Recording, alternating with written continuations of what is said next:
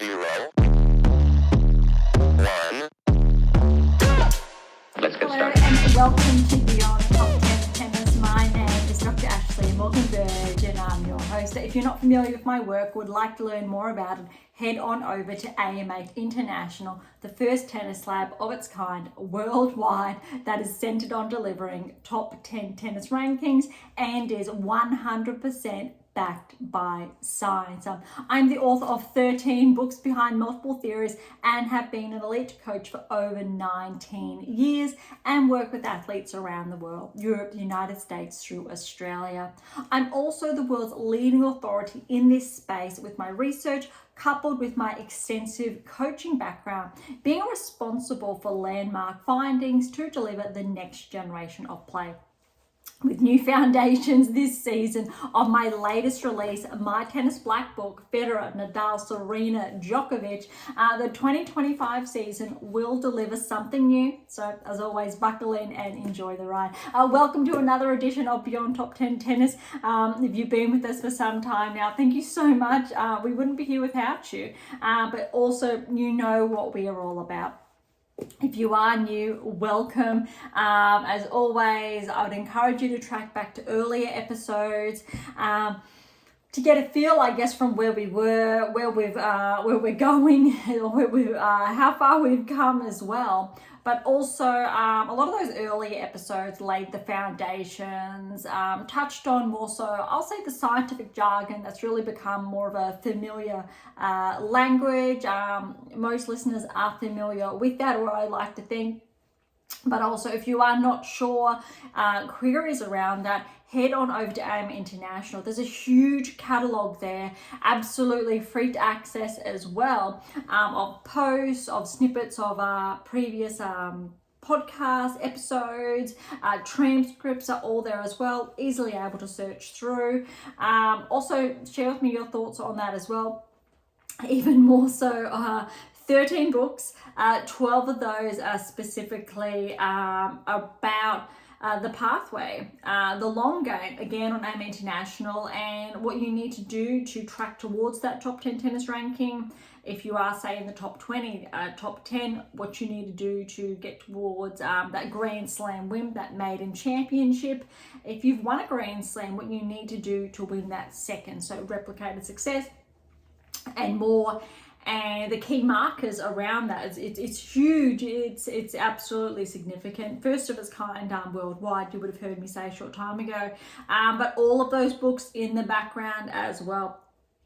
I'll say a number of those covers are actually first editions, so when you do look at them on AM International, Amazon, so irrespective of where you're based in the world, some of those covers may look a little bit different, but updated versions are available on AM International as well, so you can obviously see them there, and obviously Amazon, they are all there as well, the updated covers. This one's even been updated, believe it or not, so it's going to look a little bit different when you get your hands on it. Although if you are one of those lucky ones that did get your hands on this when it first came out in December, you have a special edition. So I do that from times, but I think you just need to keep pace, I think, with International Beyond Top 10 Tennis to be able to, I think, get your hands on those special editions, but also from time I will sign those copies as well, which is, I absolutely love doing it. One of the best parts about penning these books as well. All right, so today's episode, what we're diving into, obviously WTA tours here, ATP tours there, recap all of last week. There's 3 apiece on both sides, I believe, that we will be touching on. So WTA first before ATP tour. We'll do tournaments, so those results, followed by the rankings. And then I really want to dive into Indian Wells. We'll do that before the rankings. We'll leave the rankings till last, till always, respectively.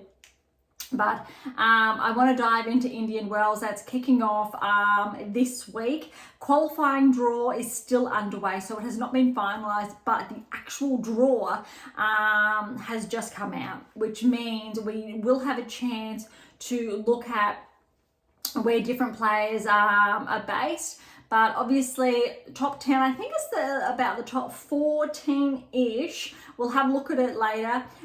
C's have buys, all had buys first round. So when we're looking at the top 10, we do not have their lineups yet, but we can obviously have a discussion around how potentially they may track. Defending champions noteworthy, I do believe, is Alcaraz, Medvedev finalist, Swiatek and Sakari finalist. So I would arguably say both Swiatek, Alcaraz, probably more likely they are on track.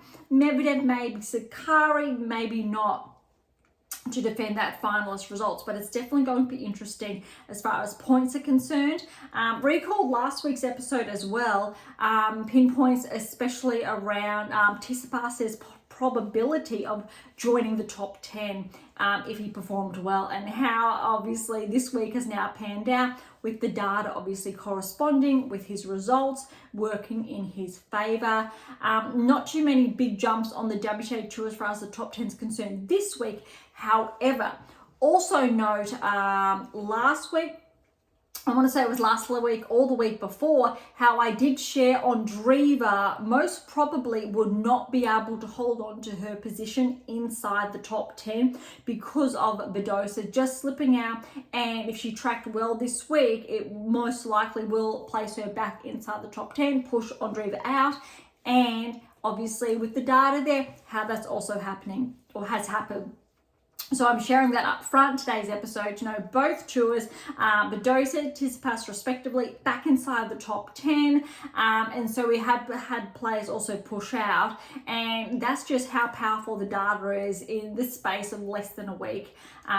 So if you ever got your doubts around that with all of those books, this is where AM8 International is at, where all my work is at, Beyond Top 10 Tennis, 12 books behind that, being mindful of one of those books is that fictional release, but there is so much there that has been developed over, I think this year is going to mark 13 years, believe it or not. I'm going to keep saying 12, but 13 years is getting there. And how it has been such an enormous, I think, body of work, over 150,000 inferences. We've got over 1 million words in there. It's actually a lot more than that. So it really just goes to show how much data we're sitting on from the best players in the world. And obviously my latest release that was really touched on, and really a hat tip as well to Federer, Nadal, Serena and Djokovic, because oh my goodness, have they deserved to be included on the front cover of this release, because we have all the data there to say if you follow in their footsteps. One of the fun facts around that is that the data really kicked off when none of these players were really, I will say, in their peak, but when they were going or heading towards that peak or were right there, and it's captured all of that in the midst of it. Obviously, there are regressions as well, believe it or not, when Nadal, my apologies, Djokovic, Serena even, and Federer were bumped even slightly outside the top 10.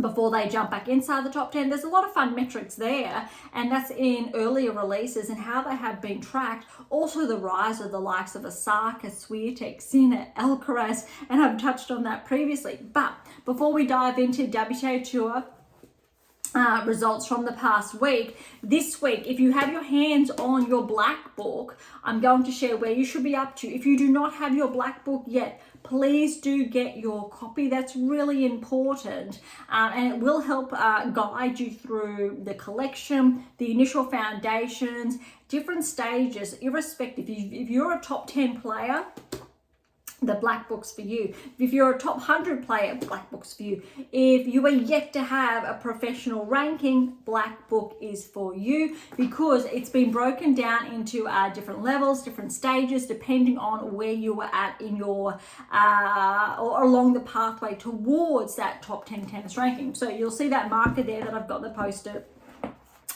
It is March, oh my goodness, already. So it's week 1 of block 3 tasks. We are in the midst of week 1, obviously, you know, by the date of the release of today's episode.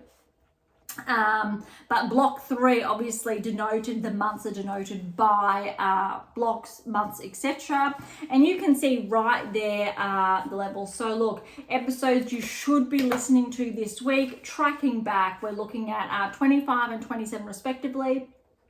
Level 1, you'd be on the secrets to optimal performance success, 4.4 and 4.6. Level 2, what is your game missing? Rankings 9 and 10.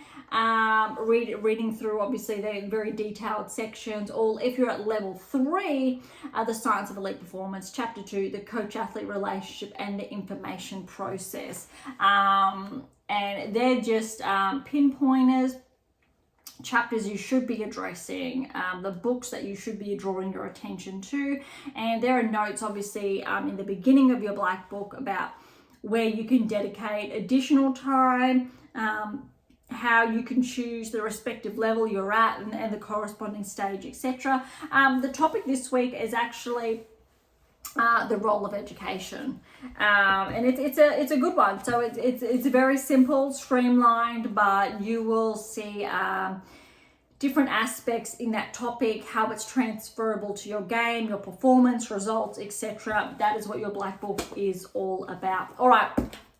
Let's dive into the results of the past week. Last week's and even the week before's episode was really, I will say, jam-packed. I will try to see if we can fall under that this week, but there are no promises. I may very well get carried away. All right, so WTA Tour kicking off with Austin. Look, number 1 seed, we did have Pegula. Number 2 seed was Schneider. We touched on those earlier results last week. So we are kicking off on round of 16. However, Schneider's match was still underway last week. If you recall, when we were going live, she did just scrape through in 3 sets. And that's just one of the primary matches to share. I think predominantly all other matches had been completed for Austin, because remember the Merida Open at Acapulco was also underway when we were going live as well. So, all right, kicking off round of 16, Pegula got through there quite easily, and she's really held up her end. A good win over Perez Diaz, 1 and 3. Maria Blinkova with the win, 2 and 2. Shiobara over Birrell, 3 sets there, 6-3, 4-6, 6-4. Tomljanovic, she upset Volnets, the 7th seed, in the first round. Look, she's been as high as, I believe, the top 30 or top 35. And those of you who are not familiar with Tomljanovic, remember Serena's last match, US Open. Tomljanovic was that player who did get the win. She is an Aussie. She's been around for some time, but she had a number of injuries, I think, in the past 2-3 seasons. Comeback trail again, found that rhythm. So good to see her push through to the round of 16, and with this win over Berge, 4-6, 6-3, 6-love. I believe after her results in Austin, she's re-entering the top 100. All right, Le Mans, the 8th seed, was upset by Minen, 1 and 0. Dolhide with the win over Gracheva, 5-7. 6-2, 6-2. Kessler, the 5th seed, 3-set win over Buska, 5-7, 6-3, 7-6, 7-4 in that tiebreak. And Schneider was upset in the second round of 16 by Sersteyer, who got through first round over Seidman in 3. But look at this, 6-3, 2-6, 6-3. Really impressive from Sersteyer. Most concerning, I think, is Schneider. She is on the cusp of the top 10, around 13 now in the world. Huge 2024 season, cracking inside the top 20, started around 90, 80 in the world. Blockbuster season, primed to join the top 10 this season. However, the last 2-3 tournaments, she's really, she hasn't lived up to her ranking. So there's been really null correlation with that ranking. And if this continues, particularly I'll say at Indian Wells, she's more so at risk of regressing, I'll say outside the top 20, when you're looking at results correlating with rankings. may or may not happen. Most probably it won't happen. But when you're looking at performances, results, if we're looking at key expectations of a player to progress, at the moment that number 13 is not correlating with Schneider's results. So hopefully you're following there to really track or consider how far Schneider will progress, say in Indian Wells. It could be very different. She may refine that form. However, she is more susceptible. Another play is Navarro, which we will get to later. But if it wasn't for her results this week, spoiler there, she was susceptible to regressing outside the top 10, which would have been really disappointing since she was one of the first barrier breakers of the season, and again primed in my black book that that was going to happen. Another player prime was Paul, and he was a barrier break, one of the first barrier breakers of the season to join the top 10. Unfortunately, food poisoning ran amok, I'll say in Acapulco, I believe. So Paul has been bumped outside, but we will get to that later and more on that, and I think the key implications there. All right, so round of 16 results are done. So let's move over now to the quarterfinals. Pegula and Blinkova. Again, Pegula holding her own.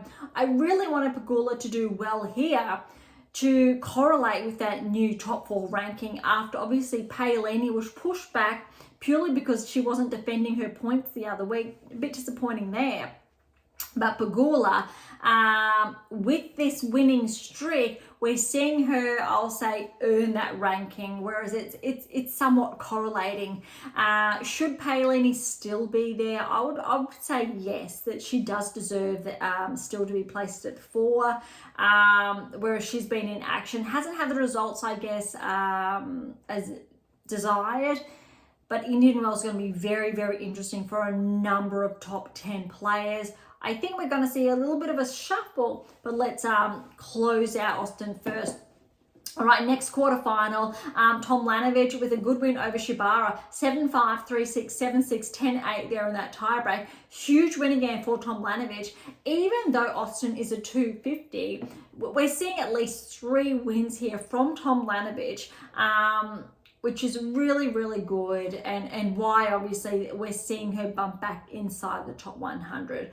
Minen with a win over Dolheim, 3-5, and the final quarters is Kessler 5th seed with the win over Sestaya, 5-7, 6-4, 6-1. All right, that means the semi-finals, we've got Pegula, Tomljanovic, Minen, and Kessler, 2 seeds there, 2 obviously unseeded players, and we're seeing the seeds go through. Pegula with the win over Tomljanovic, 6-1, 4-6, 6-3.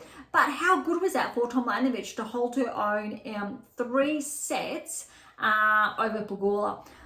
We could say Tomljanovic is playing, let's say, top 50 caliber potentially, but we also could say that Pegula wasn't really playing as a top 4 player.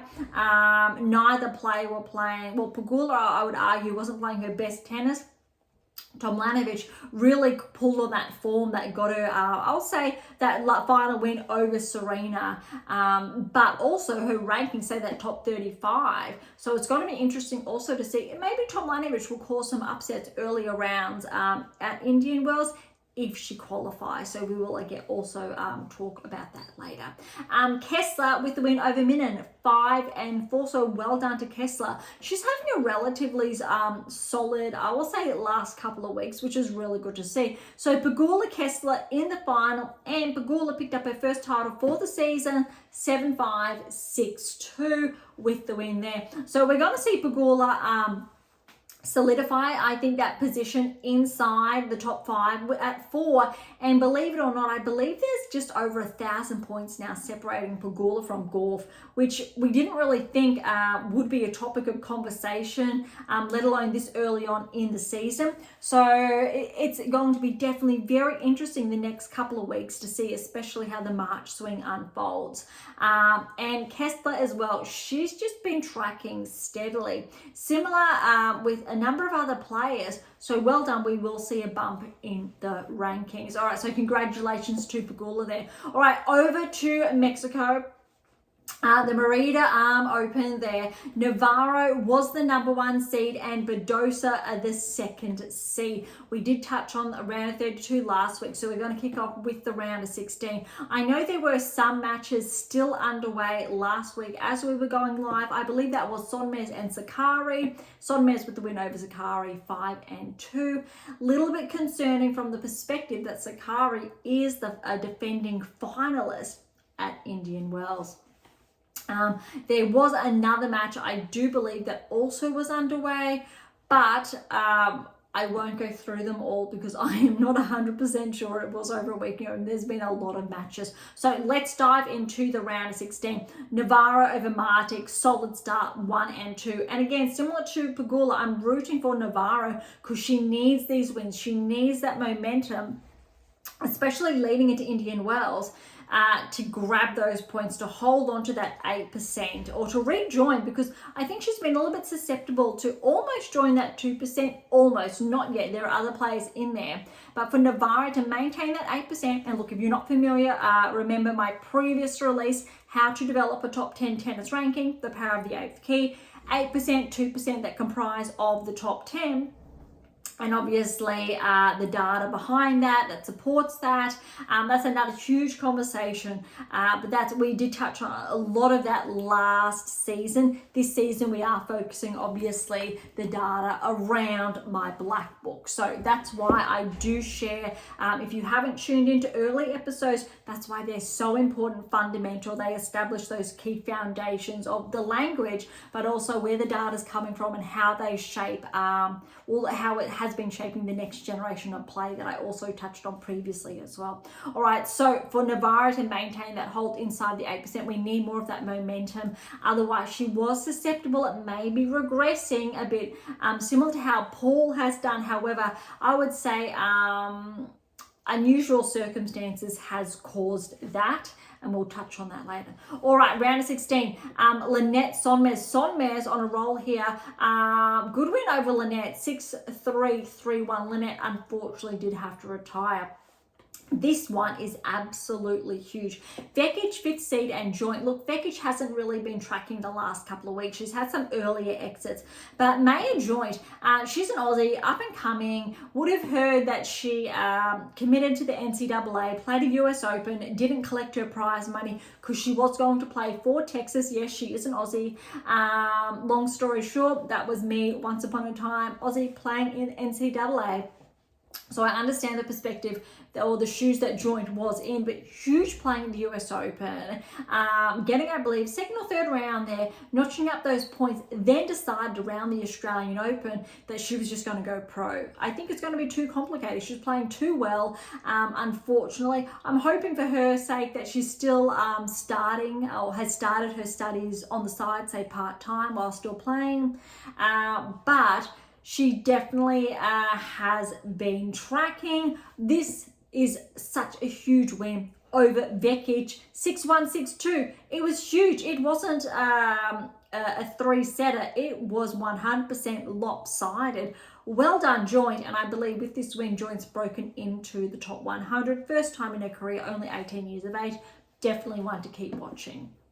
All right, Bezzessin, Monero, and Evanessian. Evanessian with that win 1 and 4. Arango with a win over Jones 3-6, 6-3, 3-4. Jones unfortunately had to retire in that 3rd set. Interestingly, Jones got the win over Sheriff in the 1st round, winning that 1st set 6-4, up 3-love. Then Sheriff had to retire. So a little bit of unusual circumstances there. Shremenkova upset Haddad Mayi, the 3rd seed, 7-6. That would have been 10-8 in that tiebreak, 6-3. Saville upset Kalinina 4-6, 6-2, 6-2. And Berge, a good win over Christian. Good start, 6-2, 6-1. All right, on to the quarterfinals. Navarro over Sonmez, 4-2. Again, nice and solid, gaining that momentum, which we're after. Joined Evanessian. Evanessian, a little bit too strong there. 4-6, 6-2, 6-love. Still joint made the quarters. Evanessian, that's a very good win to make the quarters there. Keep in mind, these are 250 events. So there are some solid points up the line, but a little bit different to say the 500s that were in the previous weeks. All right, Arango over Shramkova, because we know the draws opened up with a lot of seeds falling. Well done to Arango, 5-7, 6-3, 6-love over Shramkova. Look, Arango started to track mid last year, roughly from memory, ranked outside the top 100. But she has gained attention. She's slowly, steadily been tracking. Similar, I would say, to Danilovic this time last year, where we were paying a bit of attention to her. Those markers were there. Similar with Arango, those markers have been there. Obviously, not the same as a player joining the top 20, top 10, etc. But those subtle markers have been there, and Arango has started to come through, which is really interesting. I believe after this result in Mexico, we're seeing Arango break inside the top 100, and I think if Arango keeps up this pace, top 50, here we come. Okay, Seville Badosa, this was a huge win for Seville. Badosa unfortunately did retire in that second set, but look at the scoreline, 1-6. So Badosa, she won the first set 6-1, and then something happened second set. Seville got up 5-3, and unfortunately Badosa did have to retire. I'm hoping Badosa has recovered, or she will recover in time for Indian Wells, because she's been bumped back inside the top 10. And I think she definitely has the capacity to stay there for at least another couple of weeks until maybe another player shifts. But Badosa, she really has earned her place inside the top 10 with how she has been playing. All right, semi-finals, Navarro, Evanescence, Saville and Arango. Look how huge that bottom half of the draw has opened up without those seeds. All right, Navarro with a good win over Evanescence, 3-3. I'll say not surprising that Navarro is playing like her top 10 self. And then this was the surprise, Arango and Seville. Both players at this point in time were ranked outside the top 100, and I believe after the semi-finals both are now ranked inside the top 100. But Arango, well done. Seville's the more, I'll say, experienced player on tour. She is an Aussie. She's been around for some time. But Arango with the win, 6-3, 4-6, 6-2. That's huge, and I believe this was her first final, let alone at this level, the 250 level on tour. Navarro, Arango for the final. However, putting this in perspective, Arango just broke into the top 100 after Mexico. Navarro, solid top 10, 6-love, really showing, I think, the difference there in the rankings. All credit though to Arango making the finals. She played some huge tennis. That said, she did not come up against a player like Navarro until the final. So well done again. This is what I really want to see. Navarro and Pegula this week. We needed this, or they needed this for that 8% to really solidify it a little bit more further. All right, over to Indian Wells. Here we come. We're going to have a quick look at the qualifying, which we have the first round done, but the second round has yet to be done. So I'll quickly go through and I'll withhold the scores just to speed up the pace there. All right, Birrell's the number 1 seed. Again, local, Aussie, ranked around 75 in the world at the moment. For perspective, she did get through against Pensacola. Buska got the win over Irani. Lies, second seed. Bit of an unusual draw there. We've got 1 at the top, then 2, just 3 down. Straight sets over Sasnovich. Naima seed as well over Van der Winkel. Straight sets. Cartel, third seed over Stasuk. Straight sets. Marinino, the 20th seed, fell to Norgui. Townsend, 4th seed with the win over Wickmayer. Todoni, 15th seed, fell to Lepchenko. Seidman's fallen to Jovan, and Seidman was the 5th seed. Perez Diaz, 19th seed, fell to Osagui.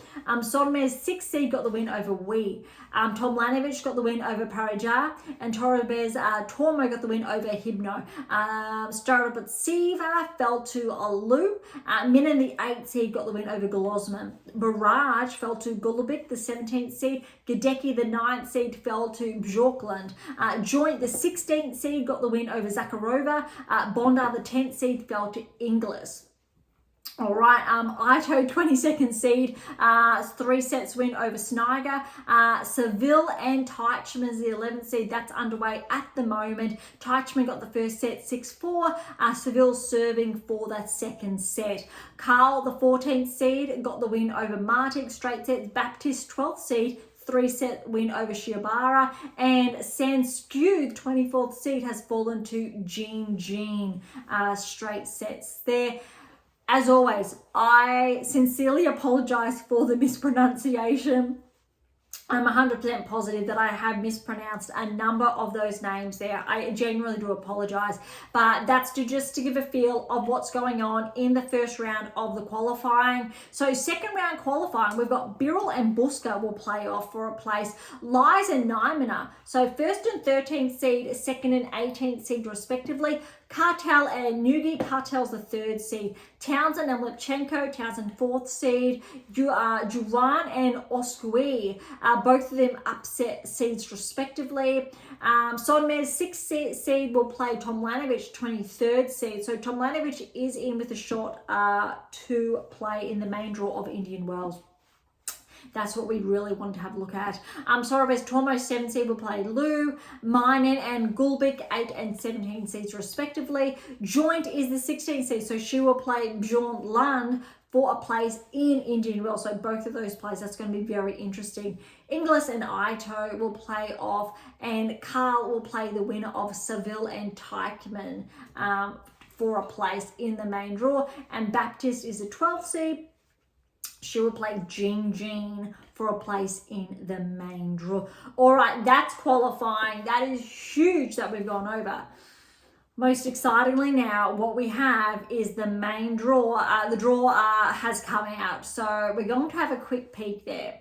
And I really want to dive into this, and we will do the same for the men's. However, we are fortunate that the WTA do have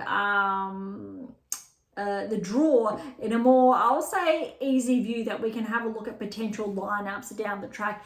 ATP Tour has not updated, or Indian Wells has not updated on the ATP side that layout yet, so we can't really do a deep dive until they do release that. All right, Sabalenka, number 1 seed, Swiatek, 2nd seed. I do believe most players, if not all of the top seeds, are in action. All right, bye for Sabalenka. Blinkova and Kessler, so the winner out of that will play Sabalenka. Curious to see if Kessler gets through, how that does pan out. Bronzetti, Kalinina, Fretch will play the winner of those two. Alexandrova will play the winner of Kudermetova and a qualifier. All right, 2 qualifiers are going to eventually face off, and Haddad Magyar will play the winner of that match. Kasatkina will play the winner of Stevens and Kennan. That's huge. Kennan really has been tracking lately. She's really been turning back the clock from when she essentially was that almost top 10 player or top 10 player. Stevens, look, she's been bumped outside the top 10 the top 100 recently. I believe that's the first time since she broke inside the top 100. Not too sure though from when she had that ankle injury. So it could be the second time. But look, really want to root for Stevens so she gets bumped back inside the top 100. But look, Kennan is on a roll, and I think even if Kennan gets through and plays Kasatkina, you need to give Kennan a shot to progress potentially to the round of 32. All right, McNally will play a qualifier, and the winner will play Samsonova. Fernandez will play the winner of Kudermetova and Christian. Paolini will play the winner of Jovic and Graba. Gorf will play the winner of Raducanu and Uchijama. That is going to be big. Also, I think what's noteworthy is if Pegula, say, tracks, she performs well at Indian Wells, let's say round of 16 or further. If Gorf is upset by, say, Raducanu, if Raducanu gets through, and she has the capacity to upset top 10 players. We know that. If she's playing really solid. And if Gorf's not playing her best tennis, arguably she should be. But if Raducanu does get that win, potentially, and Pegula tracks, she's going to get closer to overtaking Gorf. However, to put a lot of your mind at ease, what's also on the line is Swiatek if she doesn't defend her title. The points there. Gauff is going to get very, very close to Swiatek in the rankings. And in the next couple of weeks, we could actually see them switch if Swiatek is not holding her ground and if Gauff ups the ante. Very, very interesting as far as the top 10 rankings are concerned. And I'll say even the top 3, 4, 5 rankings are concerned as well. All right, Danilovic and Tomova, they will play Sakari. Sakari, she's got a lot to defend at Indian Wells. Hoping she plays well. Unfortunately, if Gauff and Sakari progress through the round of 16, they're on a collision course for the third round. And that is going to be very big. You need to favour Gauff there, which means, unfortunately, Sakari most likely will be bumped outside the top 30. All right, Anisimova, she will play the winner of Bencic and Maria. Look, Anisimova, she's been playing really well. Bencic is playing absolutely incredible tennis. She's back inside the top 100, almost top 50, I believe. You kind of want to give Bencic the advantage here over Anisimova, although that will be very, very tough either way. But look, if Bencic goes far at Indian Wells, we could see her re-enter the top 30. And look, before the French Open, I'm not going to be surprised if Bencic is top 20 and really seated in a good position, makes her round to 16. She's been playing that well. All right, Schneider will play the winner of Kalinskaya and Parks. So look, this is actually a little bit surprising because it was only a few weeks ago that Kalinskaya was ranked inside the top 20. Beginning of the year, 14th seed at the Australian Open, I believe. Huge, wasn't able to play, has been a bit unwell, had those withdrawals, then didn't really play very well in those early rounds, isn't really match fit yet this season. Parks is not going to be an easy match for Kalinskaya, and it's very surprising not seeing her seeded. We're used to seeing her seeded for the best part of the last 12 months. Schneider, Kalinskaya, that could be an upset in favour of Kalinskaya. Parks could also upset Schneider with how unfortunately she's been playing, but it's a very good opportunity for Schneider to really find her ground and advance. I think if Schneider advances past the round of 16, edges towards the quarters, we could very well see her edge towards the top 10. And if she plays well in Miami, we could very well also see her then bump inside the top 10 if a number of other players, which means Andreeva and Badosa, who are ahead of her, are not performing, I will say, as optimally. All right, Navarro, after a huge week in Mexico, she's going to play Cestaya or a qualifier there. Vekic will play the winner of Evanescent and Davis. Look, a nice second round draw for Vekic, but look, Vekic, she just has not got, I will say, the solid matches under her belt. And if Vekic does track, she's on a collision course with Navarro then in the third round. Mertens will play the winner of two qualifiers who will face off in the first round. Bozes Mediera and Potapova, the winner, will play Keys. I believe Indian Wells is Keys' first tournament back since her Grand Slam triumph. That's going to be huge. I'm really interested to see how well Keys plays since the Australian Open. If she performs well, she could probably or potentially replace Pegula, and obviously we're looking at a semi-final or further result, but that is going to be very, very interesting. Rybakina, she's going to play the winner of Buskova and Lemons. Look, if Rybakina does well here, she could potentially push herself back towards the top 5. Boulter will play the winner of Lee Bagu. Boulter's actually, she's seeded 25, but I believe she's been bumped outside of the top 30 as far as rankings are concerned. Definitely deserves to be inside the top 30. So really rooting for, I think, Boulter to perform well here to really, I think, solidify that ranking firmly around that 25 mark. Torsen, she's seeded 22. We wouldn't have seen this a few weeks ago. She's going to play the winner of Osorio and Osaka. Great to see Naomi back in action. If Osaka gets through and plays Torsen, That's going to be a blockbuster. I'm already looking forward to that because of how well Tausson's been playing. It's almost alike when we were seeing Osaka play in her prime. So when she was peaking a few seasons ago, really hoping Osaka gets back there. Time will tell, but look, you need to favour Tauson either way. But how's this? Andreeva's going to play the winner of Kvitova and Gracheva. Let's see how Kvitova goes. Only second match back since her maternity leave. First match back was last week. Obviously didn't go in her favour. But Tauson and Andreeva on a collision course for the third round. And that's what we essentially saw really merely weeks ago. I want to say it was in Dubai when these two faced off in the finals, and really that pushed Andreeva inside the top 10 with that win, and Tauson obviously with her ranking inside the top 30. All right, getting towards the bottom half of the draw now. Collins, we haven't seen Collins in action, I believe, since the Australian Open. She's going to play the winner of 2 qualifiers, so a good draw there. So we should be able to see Collins get through to the third round, but Svitolina's going to play the winner of Krug and Volnets. Let's say Svitolina gets through. That's a tough match for Collins to play Svitolina, and look, Collins, I believe she's got some points to defend. She is definitely at risk of bumping further away from, I will say, the top 10. Obviously, start of the year top 10, slowly being bumped away. And she's got more points, arguably, to lose in a fortnight's time come Miami. All right, Ostapenko's here, and she'll play the winner of Sherifan Wang. What's noteworthy is Ostapenko is in Pegula's part of the draw, but also Swiatek's.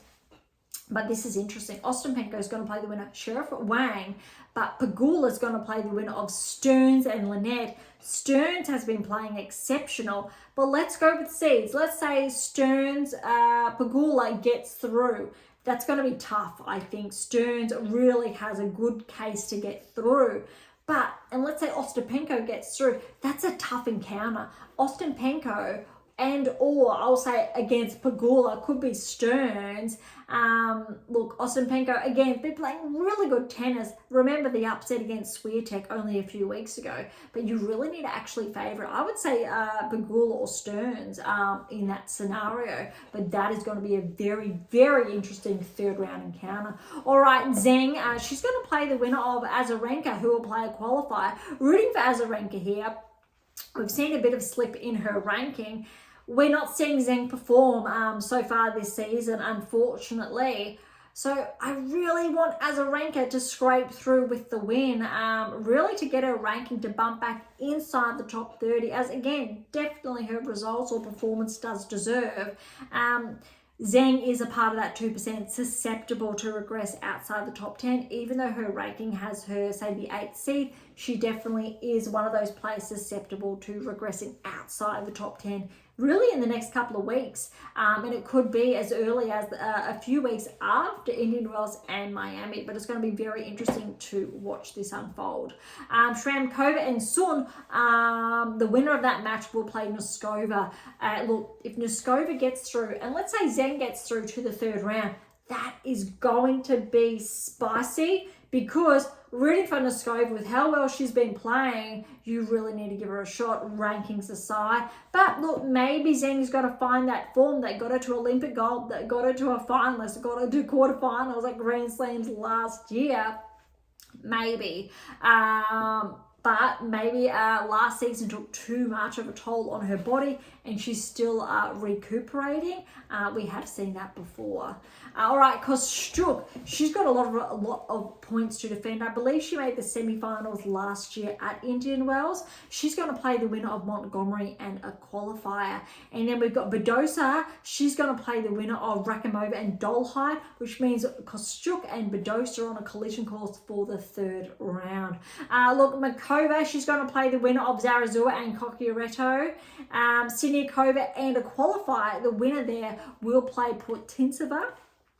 Jabeur, great to see her seed again. We would not have seen this a few weeks ago. She's going to play the winner of Yastremska and Yuan. Now, I do believe Yuan, she did make, I'm just going to head on over here for a second, because Yuan, I'm pretty sure she went deep last year at Indian Wells. Yeah, so quarterfinals, Yuan made the quarterfinals of Indian Wells last year.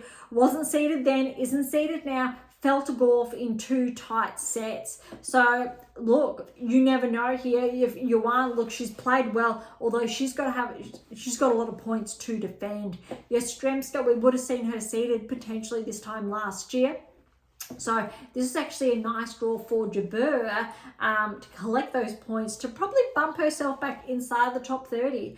And then we've got Garcia and Pera. The winner of that match will play Swiatek, which means Jabeur is on track to play Swiatek potentially in the 3rd round. Now, let's go a little bit deeper. You've heard me say about the potential lineups. Let's have a closer look at the first half of the draw, because we go 1st round, 2nd round, 3rd round, we've already talked about. Let's look at the potential round of 16. I won't get more ahead. It's looking at Sabalenka and Haddad Maia.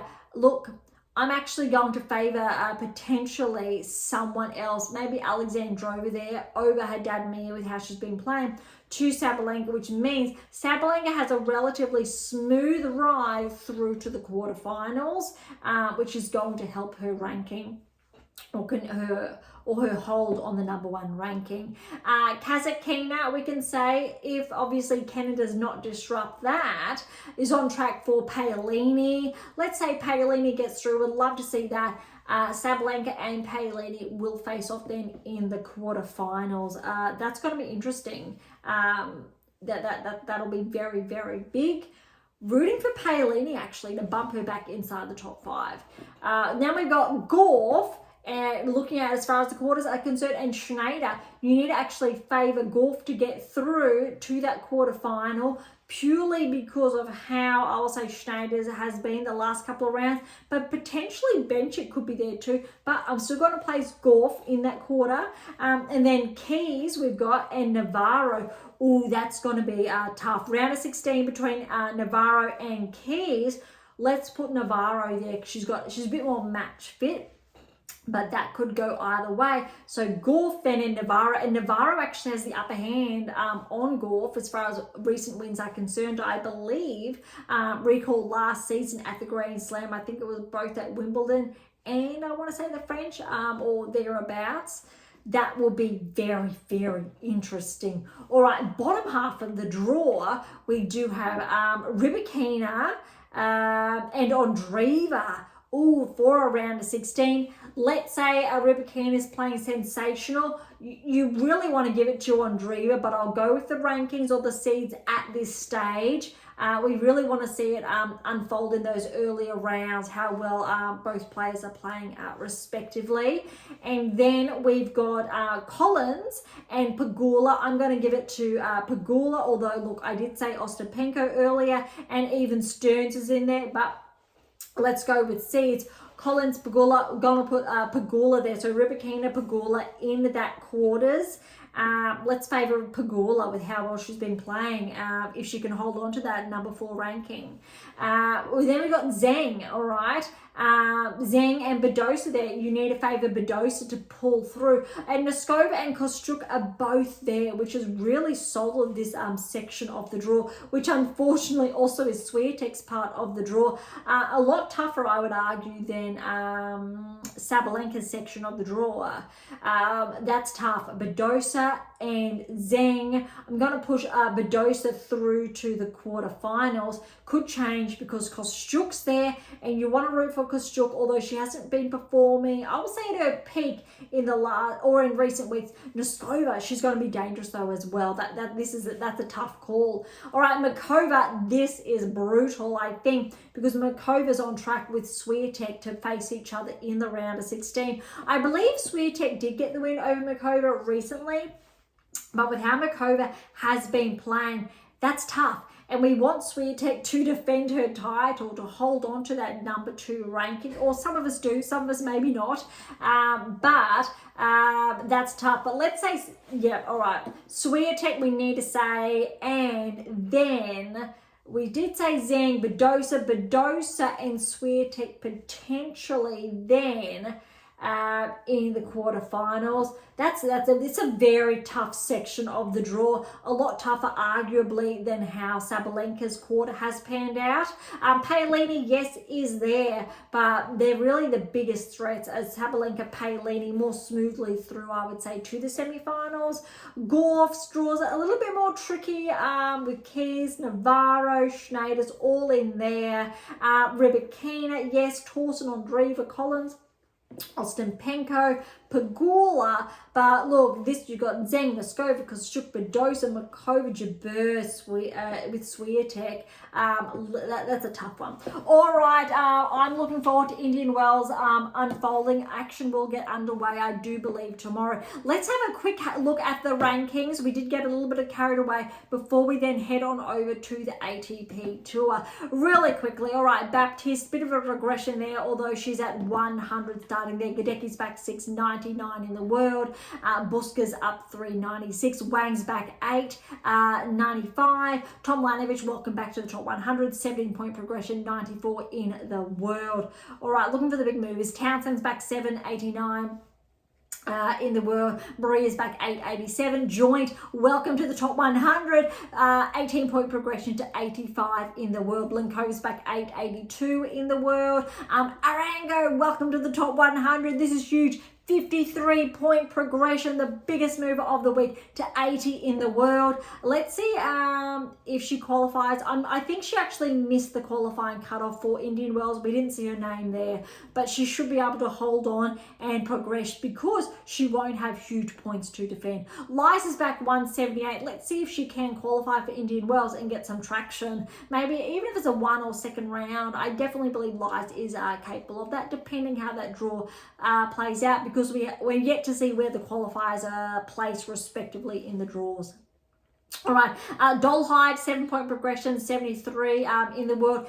Yuan, 17-point regression, so she's back to 68 in the world. Looking for the big movers, Blazes Meniero, 9-point progression, 57 in the world. Kessler, 8-point progression, 48 in the world. A lot of 1s, 2s in between there. Evanesian, 6-point progression, 39 in the world, has cracked the top 40. Only 22 years of age, I believe, from Armenia. Bulta, 12-point regression to 38 in the world. So seedings for Indian Wells would have come out before this. That said, Katie does deserve top 30, but we need to see her back in action. We haven't really seen her too much in action the last couple of weeks. A lot of 1s, 2s, etc. Kalinskaya, look, for perspective, she's up 133 in the world. Jabeur's just ahead of her, 32. And then Noskova at 31, all with 1-point progressions respectively. Sakari's at 29, a lot of 1s there. Kostyuk, a 5-point regression, 24 in the world, so outside the top 20, but still inside the top 30. Again, big points to defend at Indian Wells. If she doesn't, she could be susceptible to regressing outside the top 30, which would be really disappointing because we know what she's capable of and she definitely deserves to be inside, I would say, the top 20. Vekic is outside the top 20, so back inside the top 30, 2-point regression, 22 in the world. Torsen is 2-point progression, 21 in the world. Look, top 20, here we come with how well Clara's been playing. Putintseva is up to top 20. Alexandrova's up to 19. Everyone else is the same, except we've got Andreeva, 2-point regression to 11 in the world. But look, as I was mentioning a short time ago, Schneider's at 13, then Kazatkina, then Andreeva. As far as points are concerned, there is actually a significant gap of around 800 points separating her from 11. So 13, 12, look, they're pretty even, about 200 points separating.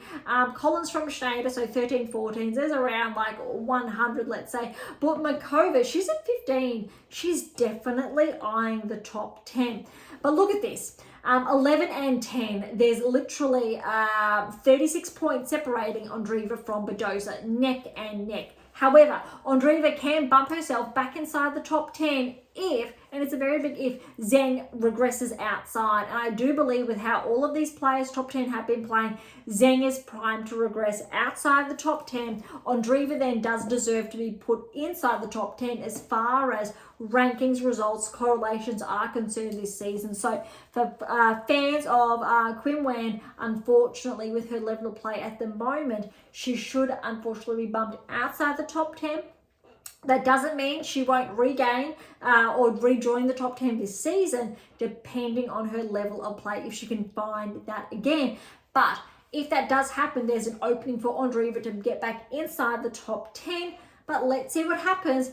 I'm really favouring Zheng to be bounced outside the top 10, potentially Makova to be bumped back inside the top 10. Yes, she's at 15, but if she plays well at Indian Wells, who knows? Look, Collins could have a breakout, rejoin the top 10. But look, Andreeva, Kasatkina, Collins and Makova and Krejcikova. So of the top 16 players, the only player who has not been inside the top 10 in the last 12 months is actually Schneider. How's that?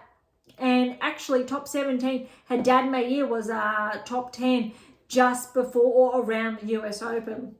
So that's how competitive the WTA Tour is at the moment and the rankings, but that's how vulnerable the 2% is. That's why we've seen the fluctuations of those players holding on to 9, 10, then bouncing out. And that's why the data is so, I think, important, interesting from that perspective. So what's important here is Navarro, yes, she's up 2, so bump back inside the 8%, so at 8. Zheng's back 1 to 9, Badosa's up 1 then, so back inside the top 10 to 10 in the world. As far as points are concerned, we've got around 1,100 points separating Swiatek and Sabalenka. We want Swiatek to hold on to those points, but she could lose a number. All right, but if we look at the separation between Gauff and Swiatek, we are looking at only around 1,600 points, which means if Swiatek does not defend and Gauff wins, they're going to switch. Swiatek will go to 3, Gauff should go to 2 in the world. Sabalenka is actually relatively safe, doesn't have too many points to defend. But if Sabalenka loses early at Indian Wells and Swiatek makes the finals, they're going to get a bit closer. We're not going to see any changes, but they're going to get a bit closer. Similar with Gauff, we're going to see it closing in. Pegula and Gauff, though, there is a little over 1,000 points separating. So if Pegula does well, Gauff not so much, we're going to see that close. Keys is at 5. Separation is around 400-500 points, 6 between Keys and Pegula. What we want, though, Paolini and Keys, less than 200 points separating these two. I would love to see that switch. Paolini, I think with her level of play, should be 4 in the world. Only because we haven't seen too much of Keys, let alone Pegula, this season. Other than this week, obviously, of how well Pegula has played. Then, yeah, Rybakina, let's see what she can do. Firm at 7, Navarro firm at 8. That's going to be interesting as far as that 8% is concerned. All right, that was huge. We did get carried away. I got carried away, but I hope you enjoyed that huge breakdown of the past week. Let's run on over to the ATP Tour with all the rankings done and dusted. All right, I'm kicking things off with Dubai. This was really interesting. All right, so we touched on round of 32 last week, so we're going to start with the round of 16. It's a 500, which means points are on the line. Medvedev was the number 1 seed. Second seed was De Minaur. We did touch on last week. De Minaur was bounced out first round by Cilic. We know what Cilic is capable of. Former Grand Slam champion, former top 10 player, has intermittently, I will say, been working his way back. All right, let's go. Medvedev, good win over Mepech Pericard, 4-4. This was a huge win. If Medvedev plays that type of level of play, sure, he can make the finals of Indian Wells. But quarterfinals is a different story. Grigenspor upset Humbert 4-6, 6-3, 6-2. This is why I'm a little bit hesitant to say Humbert will become a barrier breaker this season, because we're seeing him play really well, but sometimes we are seeing those intermittent earlier round losses. Tsitsipas, good win over Kakanakov, 7-6, 2-6, 6-4, gaining some traction. Berrettini over O'Connell, 7-6, 6-2, very good. I definitely think we're going to see a rise with Berrettini as far as the rankings are concerned. Nardi with a win over Berge, 4-6. Howes qualified, got the win over Bautista Agut, 6-4. Ogur Elisame, tight win over Borges. Borges is ranked high. Look at this, 4-6, 6-3, 7-5, neck and neck. But Felix has been playing. He's definitely one of the best players this season on paper. He won in Adelaide. He won the other week, or has made the finals. He's really been getting that momentum behind him, and he definitely has. Rejoining the top 10 is definitely on his radar. And then we've got Cilic and Poprin, and Cilic continued that form from beating De Minaur and then getting the win over Poprin, 5-7, 6-3, 6-4. All right, so that means a quarterfinal lineup. This was surprising. Medvedev, Griekenspor. Griekenspor got the win, 3 sets, 2-6, 7-6, 7-5. Look, it's still 3 sets. I still think Medvedev can perform quite well at Indian Wells, but we need to see more of that momentum. All right, now we've got Tsitsipas and Berrettini. Very good win for Tsitsipas, 7-6, 1-6, 6-4, especially when you consider Berrettini. His performance does not correlate with his ranking. It's probably ahead of that curve. All right, Nardi and Howes qualifier got the win over a lucky loser in the quarterfinals of a 500. 2-6, 6-3, 7-6. Ogur Elisame and Cilic, well done Felix, 6-4, 3-6, 6-2. Felix has just been steadfast this season. You really need to give him a lot of credit. All right, so the semi-final lineup, we're seeing Griekenspor, Tsitsipas, Howes, and Ogur Elisame. How's this? Tsitsipas is actually the only seeded player. That's how much the seeds have fallen in the earlier rounds. Tsitsipas with the win over Griekenspor, 4-4, especially after Griekenspor's solid win over Medvedev. And then Ogur Elisame, a good win over Howes, 5-7, 6-4, 6-3. Keeping in mind Howes was actually a qualifier. Would have potentially expected that to be a little bit more clean, but well done to Howes, pushing Felix all the way. And how's this? Final. So the finals of Dubai, Tsitsipas, Ogur Elisame. Was Felix going to get another title this season? It's definitely another. I think this has to be his 3rd final this season. Tsitsipas, though, I think this is his 1st final this season. 6-3, 6-3 Tsitsipas. Well done. I believe that's his 1st title in some time, maybe since the clay court season last year. But this is the result he was after, and this is why we're seeing Tsitsipas bump back inside the top 10. Very exciting. And I do believe I did suggest also in your black book, Tsitsipas was one to watch this season to potentially bump back inside the top 10. All right, on to Acapulco now. Another 500 underway. Zverev, number 1 seed. We touched on the round of 32 last week.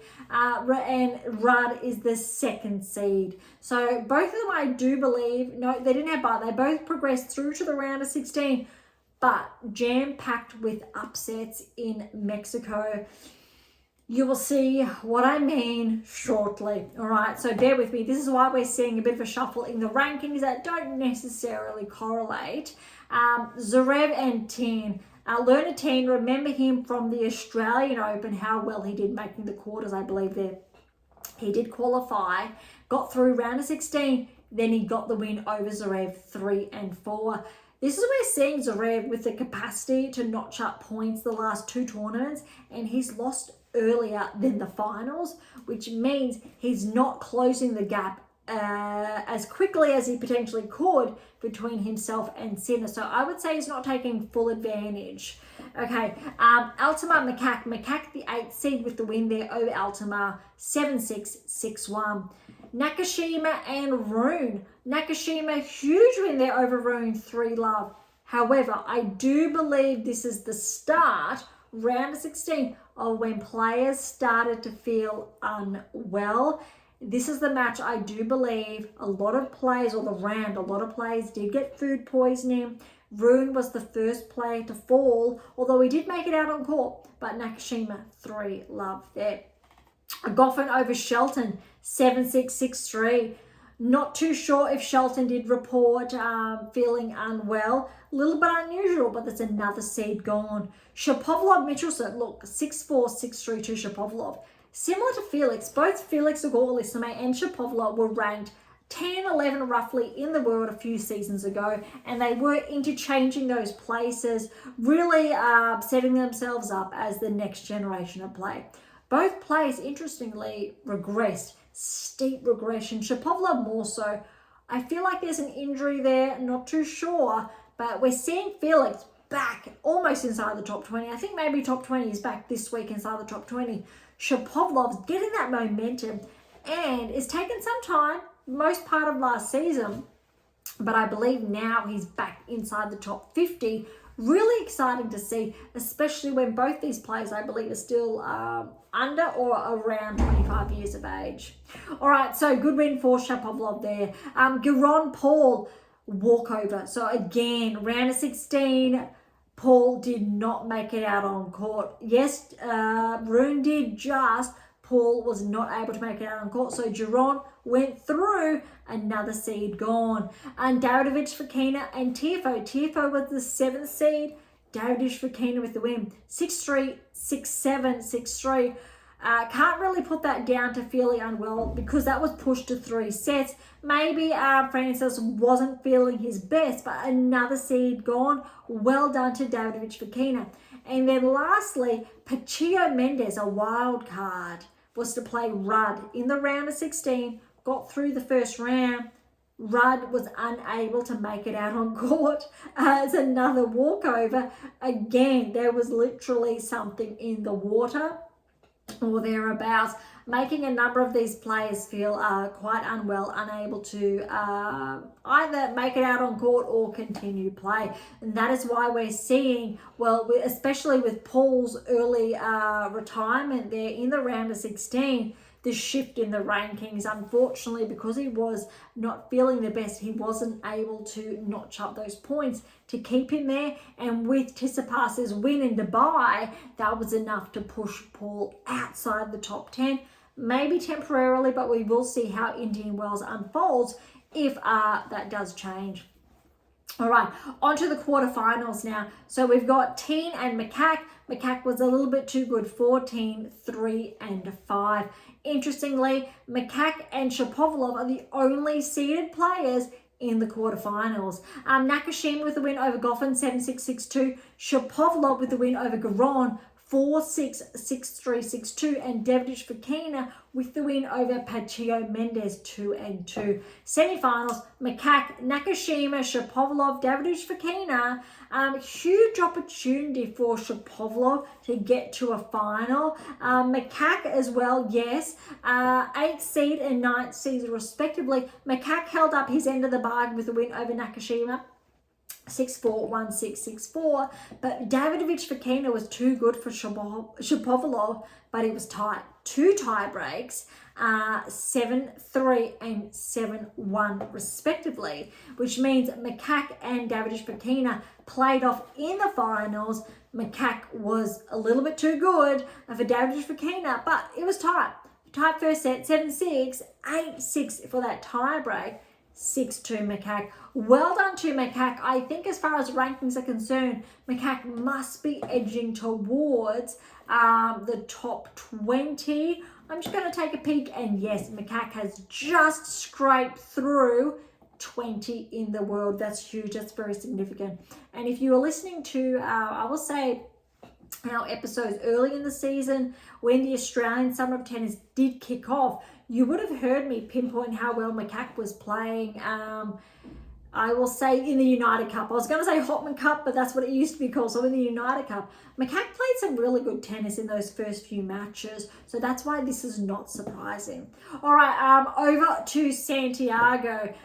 For perspective, Santiago was a 250. Serralundo, the first seed, Tabillo, second seed. Tabillo did get bumped out very early on, but Serralundo was able to hold on a little bit longer. Here we go. All right, round of 16. Serralundo over Halfman in 3 sets. Echeverry over Garin, straight sets. DeJury over Martinez, straight sets. Faria over Hyde, 3 sets. Zemur upset Navone, the 6th seed, 3 sets. Baez, the 3rd seed, got through over Comasana in 3 sets. Carabelli over Monteiro in 3 sets. And Correa upset to Billo, 3 sets there. Just quickly going through those earlier matches. All right, quarterfinals. Interestingly, it's wide open. We've got 3 seeds and 4 not seeded play. No, sorry, 5. My apologies. Here we go. Serralundo still in action with the win over Echeverry. The only quarterfinal encounter where there are 2 seeds facing off against each other. 4-6, 6-3, 7-5. DeJury with the win over Faria. 7-6, 4-6, 6-3. 2 tight matches. Baez, the 3rd seed, with a win over Zuma at 4-4. Ugo Carabelli with a win over Korea 4-3. Which means as far as the semi-finals are concerned, 2 seeds there, not both, no, my apologies, both seeds did not make it through. DeJury upset the number 1 seed, Serralundo, 6-1, 4-6, 6-3. And Baez, the 3rd seed, pushed past Ugur Carabelli, 6-1, 3-6, 6-2 to make the finals, which means as far as the finals are concerned, DeJury and Baez in the finals. Baez is the seeded player, 3rd seed.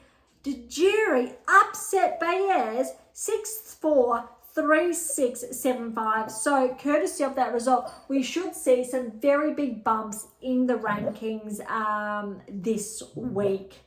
All right. That is the Chile Open there, which means we are finally on to Indian Wells. Which are going to happen. If you're hearing that in the background,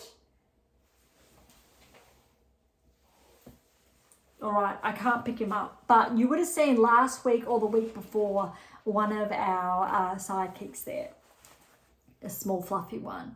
The one that you potentially are hearing is a very big fluffy one. So if he does get up, you may see. But he was just having a bad dream. So I had to give him a bit of a nudge. So that's why if you are tuning into the video feed, you would have seen me pop outside of you for a few seconds. All right, so as far as Indian Wells is concerned, I am really looking forward to this because it's a very big opportunity for Zverev to close the gap between himself and Sinner. The last 2 tournaments, he's hasn't really lived up to those expectations. I'll say of his seed in all fairness, because it's not as though he's been playing poorly. So very big opportunity. Alcaraz, I believe, is the defending champion. So there's a lot on the line here. Zverev is the number 1 seed. All right, let's go through this and then we can have a peek about potential lineups later on. All right, so Zverev has a bye, so he will play the winner of Kekmanovic and Greekensborg first round. That's what's interesting, because let's keep in mind, I'm just going to go back to Acapulco and what player upset. No, it was Teen. However, we know how well Greekensborg has upset the top players recently. So that's going to be a very big match for Zverev. And I think it's going to be underrated for a lot of people, but it actually will be very interesting to watch. All right, Mapesh Pericard, 29th seed, he's going to play the winner of Martinez and Marazan. Macaque, he's going to play the winner of Bublik and the qualifier. Bautista Agut will play a qualifier, and the winner then will play TFO. Rune will play the winner of Mute and Thompson. Now, if Thompson gets through, I think he has actually a very good shot of potentially upsetting Rune. Let's see how well Rune's recovered from Acapulco. But give Thompson a chance, but maybe Rune has the capacity to push further. Nishikori and Muna will play first round, and the winner will play Humbert. Maybe an opening there for Nishikori. O'Connell and Carabella's Baena, the winner of that match will play Berrettini. Potential opening for Berrettini, and how about this? Berrettini is seeded 28th. That's the first time I think we're seeing Berrettini seeded in at least 2 seasons, which means the past week really did play dividends for his ranking. All right, say both Wild and Muller, they will play off, and the winner of that match will play Tsitsipas. Not too bad for, I think, Tsitsipas to progress through to the 3rd round to notch up some extra points. All right, Garon's going to play a qualifier, and the winner of that match will play Rudd.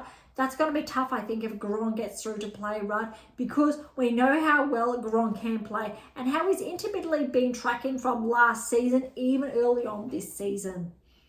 Berge has a qualifier, and the winner of that match will play Popyrin.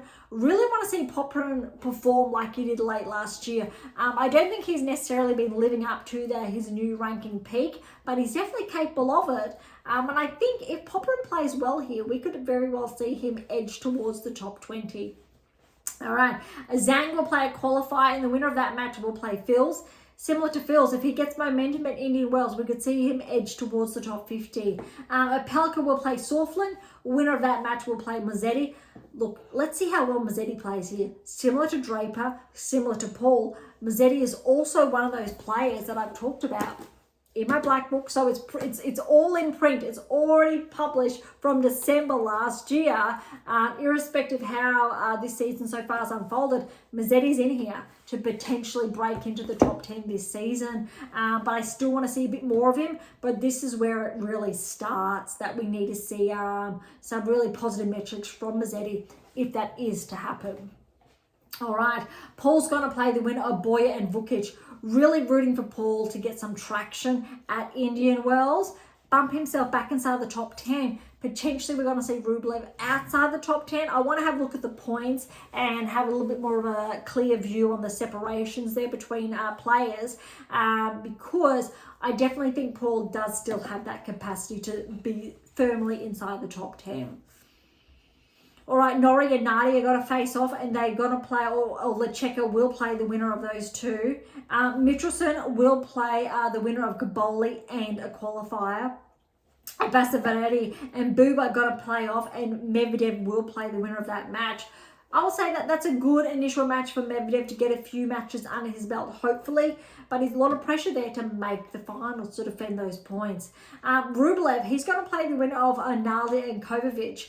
Not too bad there for Rublev also, I think, to get a bit of momentum on his side. Shevchenko and Hajaka, the winner of that match, will play Nakashima. Look, Nakashima is seeded 32. Very big opportunity there, I think, for Nakashima. All right, Kakanakov, he's going to play the winner of Echeverry and Menzik. Not too bad draw also for Kakanakov. Tian and Navarone, good opportunity for Tian to track through to the 2nd round and then play Shelton.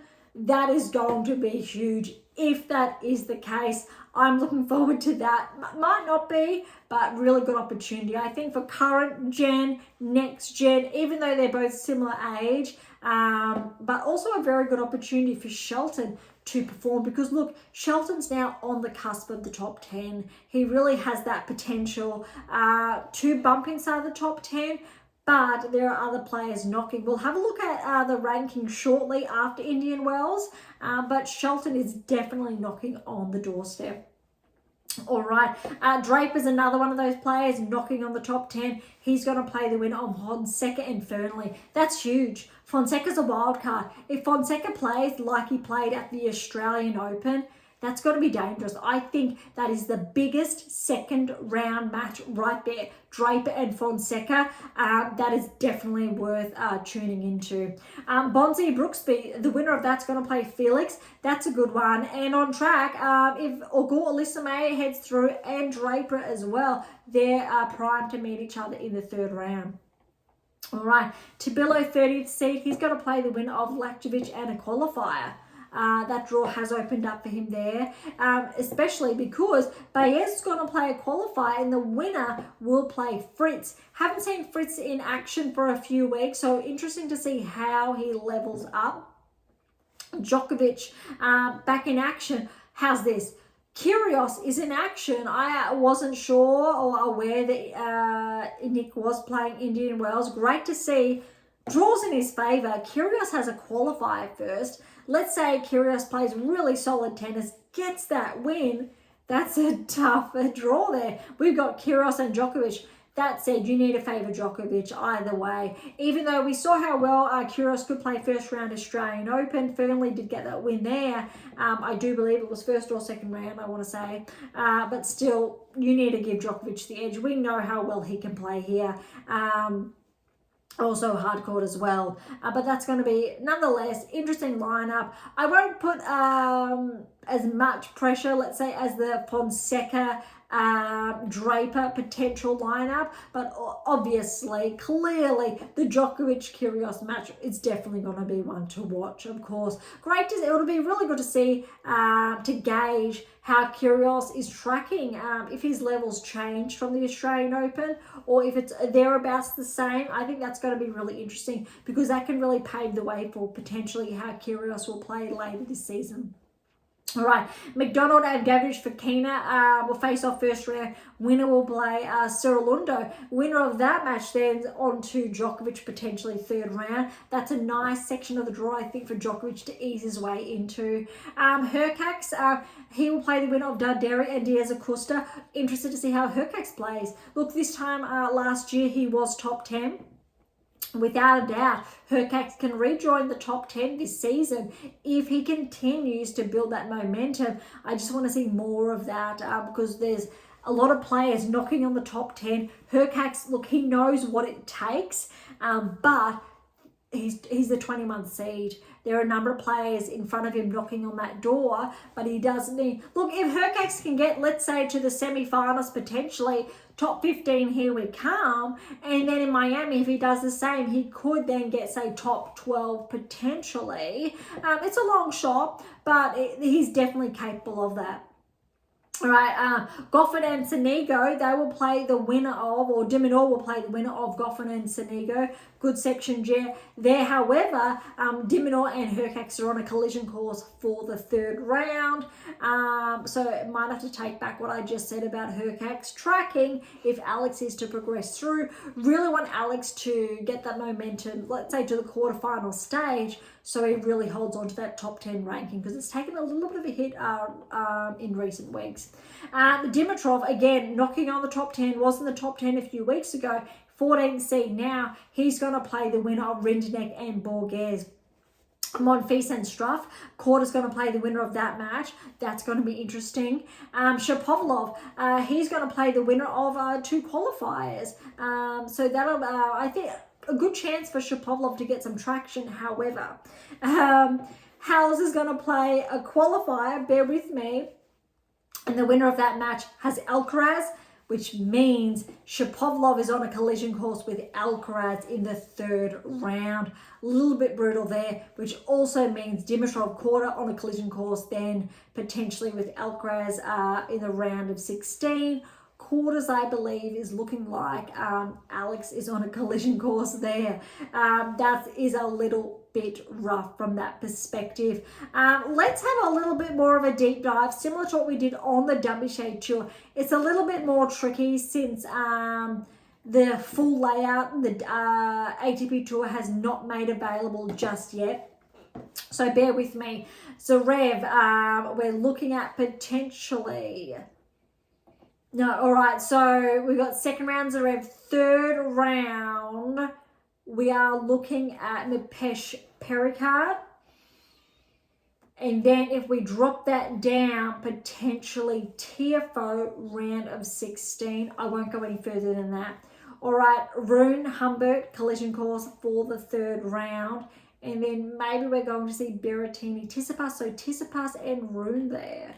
Potentially a little bit tricky going off this display to give you the most accurate depiction, but I've just shared Alcaraz, Shapovalov, and as far as I think the third and fourth round is concerned, we're probably looking at Dimitrov or Korda.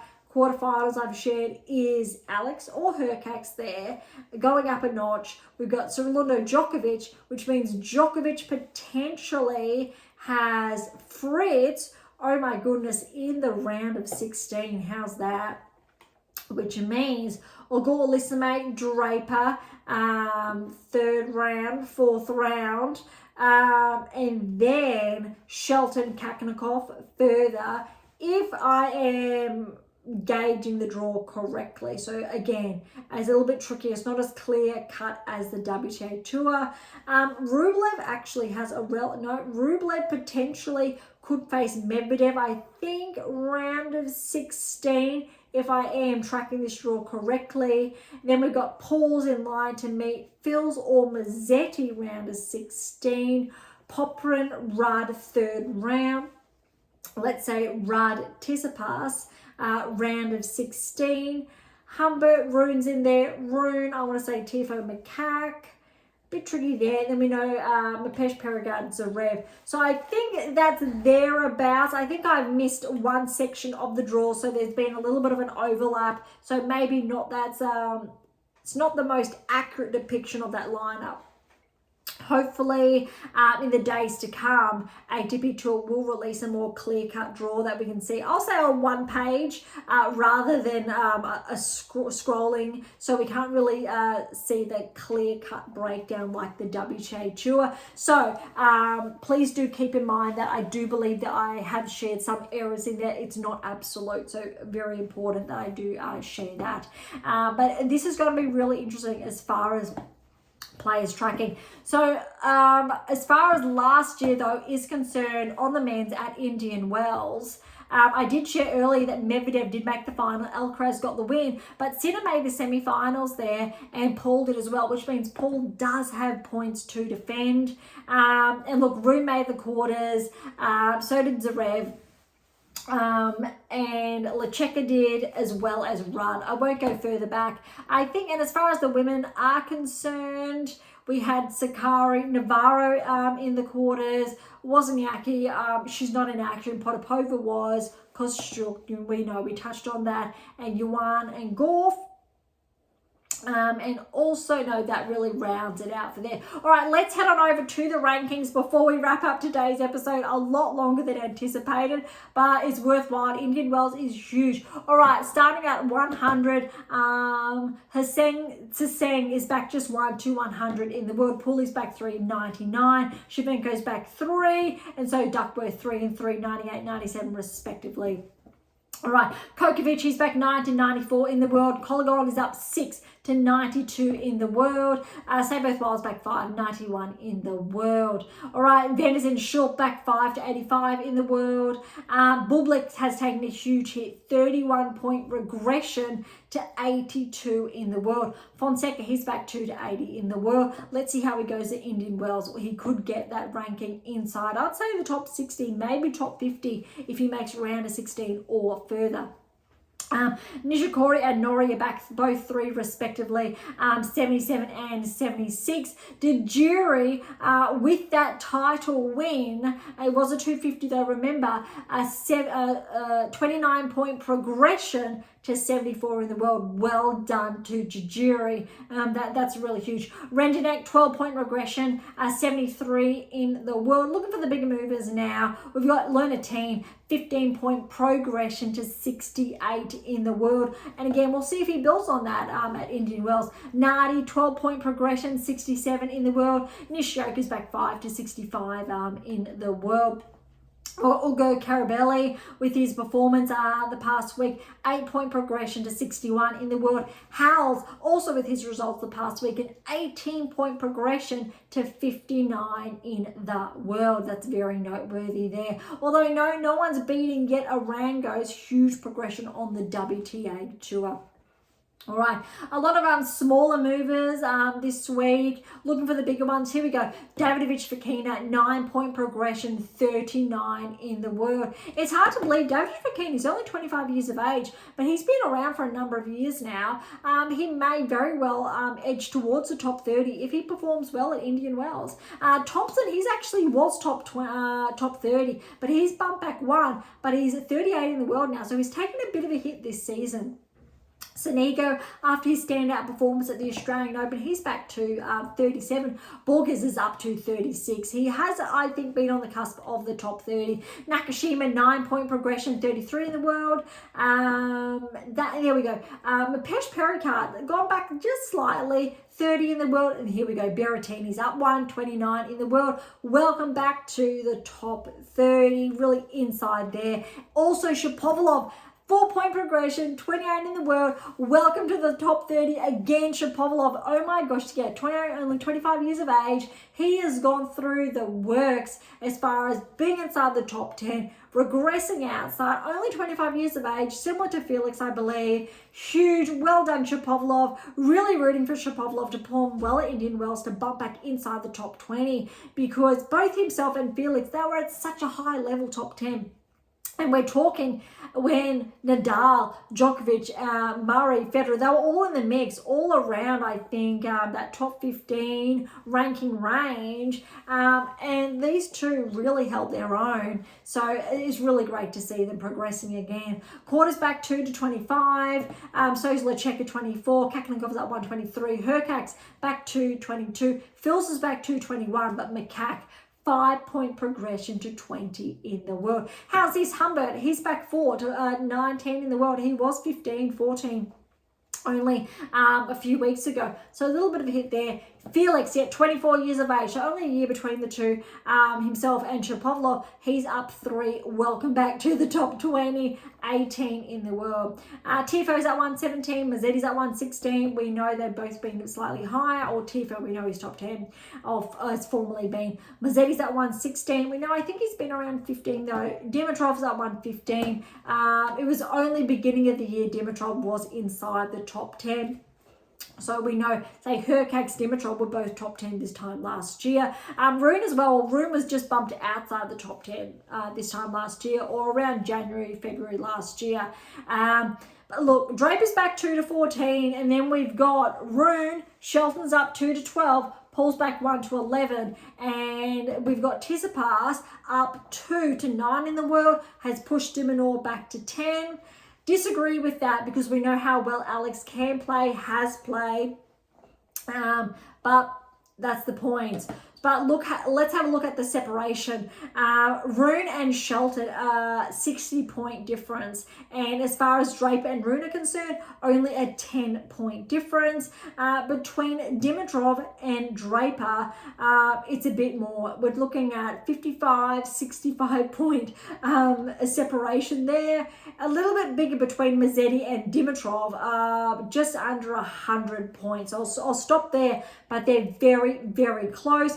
Tifo, Mazzetti, less than, I'll say around 150 points, less than that, separating the two of them just really quickly. So then a little bit further, Shelton and Paul, the difference between those two is a lot more. We're looking at the 22, 20 of 500 points, bit over 500 points, separating Shelton from Paul, which really shows that there is a bit of a difference there between obviously 12 and 11. But look at this. Diminor and Paul, they're only separated by 5 points. That's it, just 5 points. However, Diminor then and Tsitsipas, the separation is, we want to go 65, 70 points, so only 70 points. So if Diminor wins a number of rounds ahead of Tsitsipas, he should be able to hold steady. Should. I believe Tsitsipas has more points to defend. But Rublev, he's up 1, interesting, to 8 in the world, but he's only ahead by Tsitsipas of 75 points. So if both Paul and Diminor do well, easily we could see Rublev bump out. Even Tsitsipas, Tsitsipas does have more points to defend. I'll just go back to last year, Indian Wells. Yeah, Medvedev in the final. Okay, Paul, big points to defend. Obviously Medvedev and Alcaraz as well. Rune made the quarters. Paul did make the quarters. So yes, Paul made the semi-finals. So he's got big points to defend, but I'm not seeing de Minaur, and I'm not seeing Alex in the round of 16 either. No, so de Minaur lost to Zverev in the round of 16 last year. So if Alex can make, say, the quarterfinals, he's going to build on that. Let's say Paul can make the semifinals again. Sure, but where does Tsitsipas go? Tsitsipas fell in the round of 16 to Lecheka. So we need Tsitsipas as well to progress round of 16. So there's a lot of maybes here between all of these players. Interestingly, though, I'm not seeing Rublev. That's why Rublev was not correlating with his ranking last season. No, so he lost in the third round there to Lecheka. All right, that's enough there. Back to the top 10. Djokovic, look, he's steady there. He's got enough of a lead there. A little under 500 between himself and Rublev, for example. All other players remain the same. We know Sinner's still steady at 1. Zverev, Alcaraz. Alcaraz, if he does win, he's just going to defend those points, which means he won't overtake Zverev. But if Zverev loses points, if he does not track, say to the semi-finals, he is susceptible to closing that gap. I don't believe there will be a switch. There could be. Alcaraz could get close to Zverev come Miami, not at Indian Wells. I don't think we're going to see too much of a shift there. Fritz has the potential to gain ground, but there's still over 2,000 points, 2,500 separating Fritz and Alcaraz. Big gap there. We've got over 800 points separating Rudd and Fritz. Medvedev though and Rudd, that is really less than 100 points, or a little over 100 points separating Medvedev and Rudd. Djokovic is only behind Medvedev by 30 points. So I definitely think we're going to see a shift in that ranking range between 4 and 7. Hopefully we see a bit of a shift between 8 and 11. As far as performances, correlations are concerned, I know Rublev performed well last week with that title. That said, really potentially bumped out. He is the 2%. Alex, even though it's looking like the rankings, he is in the 2%. That's really not the full depiction there. All right, that's a lot. Today's episode was being huge. I think we've been getting bigger and bigger, or maybe I've just been getting really excited because March is here, Indian Wells is here. If you are based in Queensland on the Gold Coast, where Beyond Top 10 Tennis is based, potentially we do have a cyclone hitting us this week. First time ever, or in my lifetime, that has potentially happened. So please do be safe.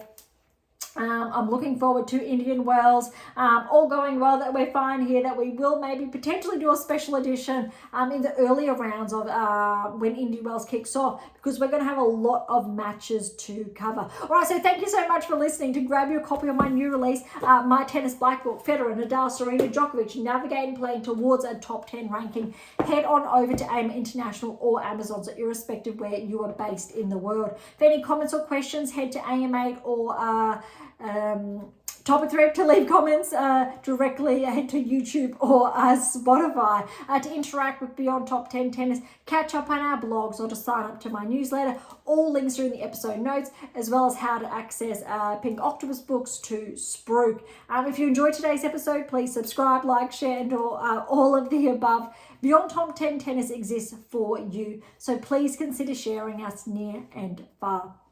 And if you're serious about heading towards a top 10 ranking or want to know what you're missing to secure that maiden Grand Slam or more, don't be shy and come and say hi. All right. On that note, thank you so much for listening. I'm so incredibly grateful. I'm your host, Dr. Ashley Morgan Berge, and this is Beyond Top 10 Tennis.